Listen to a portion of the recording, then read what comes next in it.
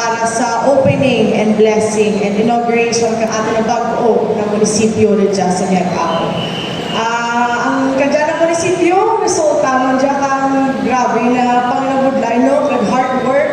Nakita ko man na kada gabi, na mga 2 weeks si tatay, everyday rin dyan na matulog last week.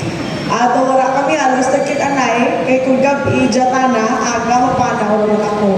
So nakita ko gid, napagpalangga sa mga Miagawanan, nakita ko gid kung ano ka-importante ang Miagao para kay tatay. So sa tanan-tanan, thank you. Thank you man kay nanay sa pagpatigayon ng kadya na proyekto, sa pagbulig patigayon sa Miagao, ang kadya na Municipal Hall, hindi siya amon, pero most importantly, this is for you. This is for the people of Miagao.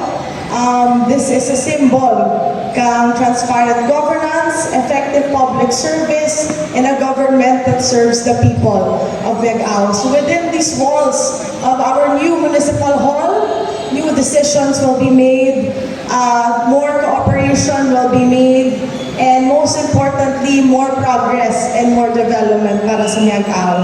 Kaya parmitagin kinahanglan, no? Miagao, Palangga, progreso, padayon pa. So congratulations, and I wish you all a blessed 2026, and for more projects, for more developments, and for more progress para sa Miagao. Thank you, kids, and congratulations.